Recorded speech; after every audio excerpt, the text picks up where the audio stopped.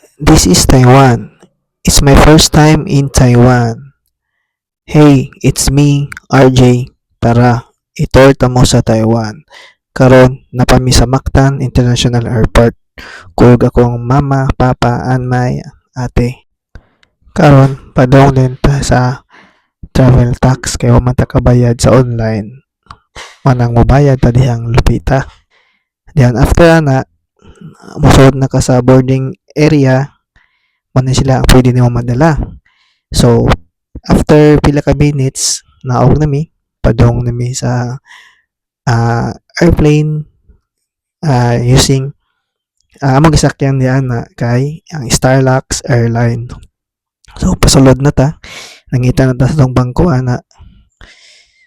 Dayon, nata sa E19 ana. So, nata sa kilid. After ana, lupa dayon, let's go! So, while nagtambo-tambo ta sa kalangitan, mo ang view sa Cebu. Awan, unsa kanindot ang Mactan Airport or sa Cebu. Diyan, pila ka oras natay free nga lunch from the Starlux Airline. So, after ta ni kaon, syempre, relax na sad ta, tanaw ta sa ilang monitor ka naman sa salida. Then, after 2 hours kapit, naabot din mi sa Taipei Airport.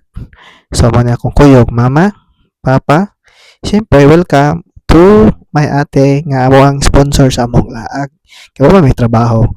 So, after na namin sa airport, kaya naghuwat mi sa gikuhaan ni ate nga wifi packet. Then, naghuwat sila sa mi sa amo ang sundo, ana. So, pila lang ka minutos ang nilabay, abot din among sundo. Muna mong sundo para padong sa mo ang hotel. So, among gibuhatan na kay nagsurestorya mi sa driver kay ang driver ana girl man ang driver. Tapos kamausad siya mo English. Nya kugihan ka na siya, dito mi padong mi diyan awa murag siya alis go ang amo ang driver no. Pero di na siya alis go ha. Kana siya driver na namo. So pila ka mo 30 minutes ka pin abot mi sa amo ang hotel. Mo na mong gistayhan.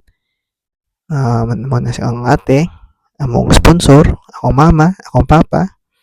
So first time sa dinamong tanan sa Taiwan. So after na mo ni-rest gamay, so nilaag mi sa kaning temple nga ilang na sila temple rin nga doon pod sa mo ang gistayhan, walking distance na siya sa murag simbahan nila ba. So naaglaag lang diha, chill lang mi diha. Nag-jacket jud ko diha kay mga around 17 or 16 ang kabugnawon diha. Medyo bugnaw dyan ang siya kay hapon naman siya. Ako pong mama diha o papa, na-enjoy po na sila laag diha. So, mas limpyo kay ng area, peaceful sad siya. Kita kay di man ta mahimutang, ako mama papa, ate, tulog man ako nilaag ko silang night market. So, the best kay diri nga waffle. Kanang mo na silang night market dahil sa Shengding ba to? O kalimot ko sa ngalan. Tapos, gawas ana, nako'y nakitaan nga nindot kay nga waffle. Tawa. Waffle with chocolate na siya. Tarag na best nga waffle nga chocolate. Then nila nisuway sad ko ani ilahang barbecue nga taas kayo. Beef din akong gitistingan nga barbecue nila. So mo nilang tinda na sila'y chicken, na sila'y pork, tapos sila'y beef, tapos sila'y intestine, tapos sila'y murag butchi. So nanaras lang maninda diri. Mo ni ang street food sa ilahang night market diri sa Ximending night market diri sa Taipei. So mapili lang ka dagan kag number ana nya tawagon na sad ka. Ang price ana is tag 80 na siya. So 80 NPS or sila sa tuwa na sa mga 160. After ana natulog na pod ko ana na time ni uli na pod ko. So see you sa day 2 sa Taiwan.